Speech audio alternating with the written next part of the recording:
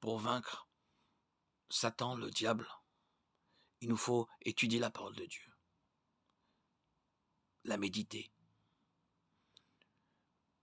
La prière peut aussi nous aider à résister à la tentation.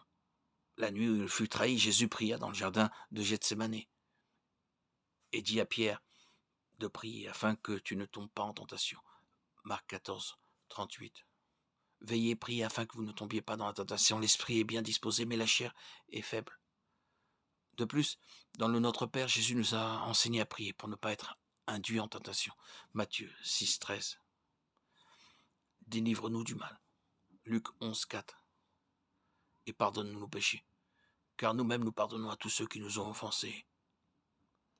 Pourtant, lorsque nous tombons en tentation, nous savons que Dieu est fidèle. Il ne permettra pas que nous soyons tentés au-delà de nos forces et qu'il nous fournira un moyen d'en sortir. 1 Corinthiens 10, 13.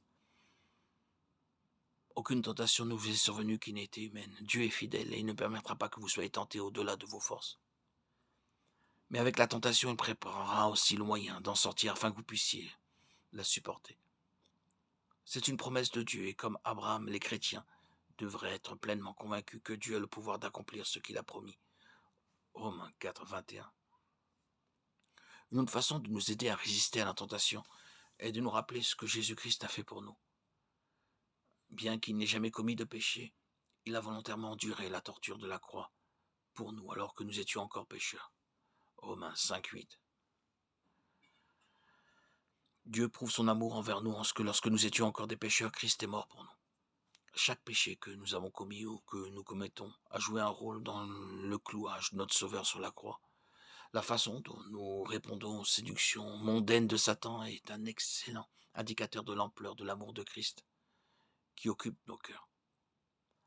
Or, même si les chrétiens ont déjà les outils nécessaires à la victoire, nous devons utiliser notre bon sens et ne pas nous placer dans des situations qui exploitent ou stimulent nos faiblesses.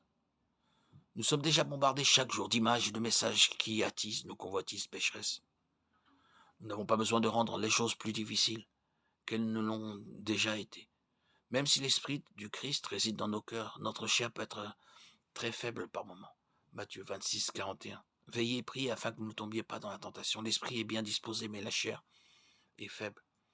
Lorsque nous savons que quelque chose est ou peut être pécheur, Paul nous avertit de fuir cela. Rappelez-vous que le tentateur est aussi un maître de la rationalisation et il n'y a pas de limite aux arguments que le diable peut nous proposer pour justifier notre comportement pécheur. Rappelez-vous de ce qu'a fait Joseph devant la femme de Potiphar, lorsqu'il s'est enfui, fuyez devant la tentation. Bien sûr, armés de l'Esprit de Dieu et de la vérité de sa parole, nous sommes bien équipés pour surmonter les assauts de Satan. Éphésiens 6. Enfants, obéissez à vos parents selon le Seigneur, car cela est juste. Honore ton père et ta mère, c'est le premier commandement accompagné d'une promesse.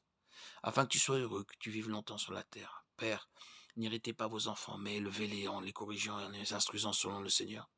Esclaves, obéissez à vos maîtres selon la chair, avec crainte et tremblement d'un cœur sincère, comme à Christ. Non pas sous leurs yeux, comme pour plaire aux hommes, mais comme des serviteurs de Christ, faisant de bon cœur la volonté de Dieu. Quelles que soient les épreuves et les tentations qui se présentent à nous, la parole et l'Esprit de Dieu sont infiniment plus puissants que tous les stratagèmes de Satan. Lorsque nous marchons avec l'Esprit, nous pouvons considérer les tentations comme des occasions pour nous de montrer à Dieu qu'il est vraiment le maître de nos vies.